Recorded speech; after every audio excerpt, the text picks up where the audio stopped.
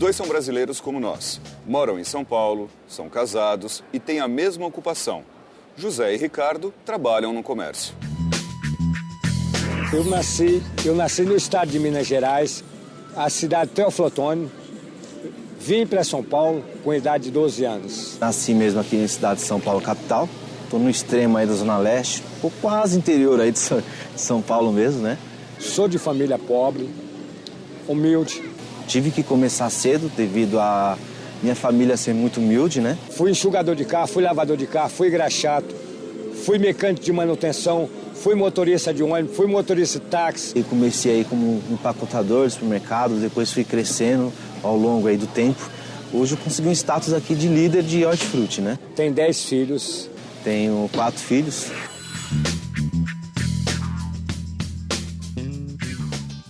José e Ricardo têm histórias parecidas, mas é só continuar falando de trabalho que vão aparecer muitas diferenças. O Ricardo tem carteira assinada, é registrado no emprego. O José não. Ele trabalha por conta. O trabalho é o mesmo, os direitos, não. Tenho seguro-desemprego, tenho fundo de garantia, sou assegurado pela empresa com INSS. Se eu trabalhar, eu como. Se eu não trabalhar, eu não como. Com carteira assinada, o Ricardo tem direitos garantidos por lei, a CLT. O José não tem. E não ter deixa a vida mais dura. Isso é comum para milhares de brasileiros que não têm emprego fixo, que estão no mercado informal. Tanto que esse povo todo tem um sonho. Muito simples.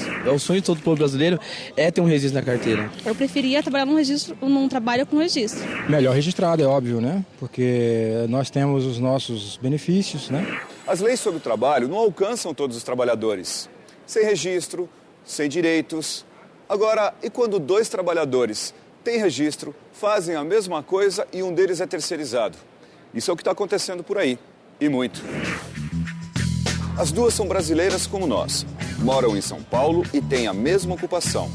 Silvia e Valéria trabalham para um banco. Trabalho há 24 anos na instituição bancária e sou supervisora administrativa. Trabalho há 2 anos no setor bancário, sendo que 1 ano foi terceirizado. Silvia é registrada no banco onde trabalha. Valéria é funcionária de uma firma que presta serviço para o banco. As duas têm carteira assinada. A diferença é que Silvia tem os benefícios conquistados pela categoria. Já a Valéria, registrada numa categoria menos organizada, só tem a CLT. Por eu ser bancária, eu tenho auxílio babá, auxílio creche, auxílio babá, auxílio refeição, auxílio alimentação, piso salarial, reajuste anual, que a categoria em negociação com os bancos conquista. No banco eu tinha uma participação de lucros, né, equivalente a R$4.000. Na terceirizada é R$200 por ano só, a participação de lucros. Nós tínhamos também um vale-refeição de R$700 do banco, na terceirizada é R$150. E outros benefícios, como assistência odontológica, assistência médica, que eu perdi, vou passar para ser a terceirizada. Trocando em miúdos, as duas fazem o mesmo serviço e não têm os mesmos direitos. José, Valéria, brasileiros como nós, gente que está no mercado de trabalho, mas sem as garantias conquistadas por outros que têm a mesma função. Como nós vimos no vídeo, temos 2 tipos de trabalho, o trabalho precário e o trabalho terceirizado.